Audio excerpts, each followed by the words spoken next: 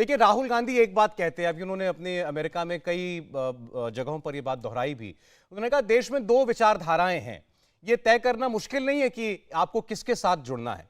हम गांधी को प्यार करने वाले लोग हैं, वो कहते हैं, और बीजेपी, आरएसएस, नरेंद्र मोदी ये गोडसे को पूजने वाले लोग हैं। और अभी आपने जिक्र किया कि महात्मा गांधी की हत्या के बाद महाराष्ट्र में बहुत सारे लोगों की हत्याएं हुई। ये बात सही है।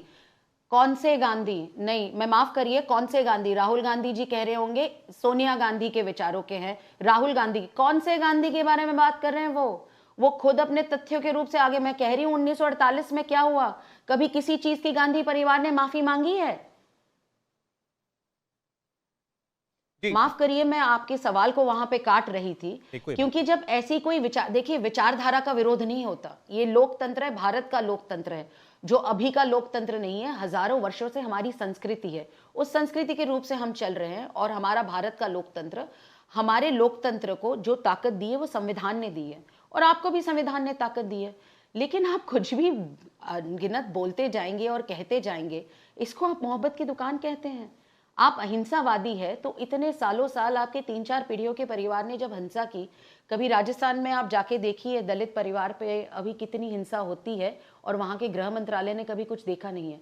ऐसे में आपको उदाहरण दे सकती हूँ, जिससे ट्राइबल हो, सब जगहों पे जो शोषित है, दलित है, पीड़ित है, क्या किया उनके साथ आपने? मोहब्बत की दुकान की या नफरत के सौदागर आप बने? अच्छा पूरम जी, चूंकि आपने ये आरोप जो है केवल कांग्रेस पार्टी पर नहीं बल्कि सीधे सीधे गांधी परिवार पर लगाया, और नेहरू जी से आपने इसकी शुरुआत करते हुए उदाहरण दिया इस चिट्ठी के अंदर। मैं 1948 वाला जो उदाहरण है वही अभी कोट कर रहा हूं आपकी चिट्ठी से ही। आपने कहा कि गांधी जी की हत्या के बाद महाराष्ट्र में खास तौर पर बहुत सारे लोगों की हत्याएं की गई थीं। एक किस्म की, वो भी एक किस्म का पोग्राम था, और उसकी चर्चा नहीं होती। ये बात सही है, लेकिन इसके लिए नेहरू जी को जिम्मेदार बताना और ये कहना कि नेहरू जी ने उसको कहीं जस्टिफाई किया था, ये इससे पहले हमने कभी नहीं सुना। आपने इसमें कहा है, नेहरू जी ने कहा कि हम एक दफे गफलत में पड़े और उस जहर ने फैलकर काफी हिंदुस्तान को नुकसान पहुंचाया। आखिर में वो जबरदस्त सदमा हमको पहुंचाया कि हमारे देश के राष्ट्रपिता उनको खत्म किया। उसका एक जबरदस्त असर देश पर हुआ और होना ही था। आप कह रही हैं कि उस वक्त प्रधानमंत्री नेहरू उन किलिंग्स को जस्टिफाई कर रहे थे? होना ही था का मतलब क्या होता है? आप देखिए, आप सारे आप ही खुद पढ़ रहे हैं। मैं तथ्यों के साथ आपके सामने जो खत लिखा है वो पत्र में आपने ही कहा है, अंत में यही उन्होंने कहा, होना ही था। जब बड़ा पेड़ गिरता है तो जमीन दहलती है, जमीन हिलती है। ये होना ही था, ये होना ही था, इसका मतलब क्या होता है? देखिए, सम्मान पूर्वक, पंडित नेहरू हमारे देश के प्रथम प्रधानमंत्री है, उनका सम्मान रखे, इंदिरा जी का सम्मान रखे, हर किसी का हम सम्मान रखते हैं। प्रधानमंत्री नरेंद्र मोदी जी ने भी कहा है और हम भी कहते हैं कि इस देश को आगे बढ़ाने में हर प्रधानमंत्री, हर कार्यकर्ता, हर भारतीयों का, सबका उसमें एक प्रकार की आहुति है, उन्होंने अपने प्रति किया है।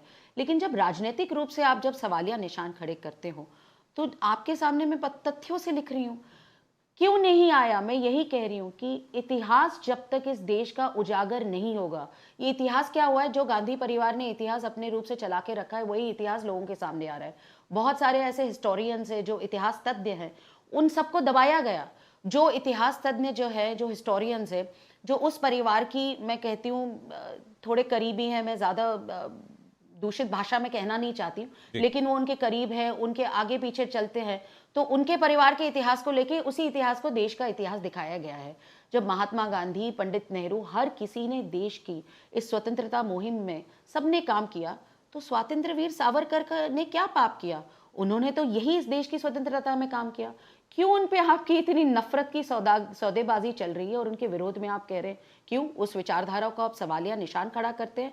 इंडिया टीवी हर वक्त हर जगह डाउनलोड करने के लिए सर्च करें India TV news Google play store या ऐप स्टोर पर।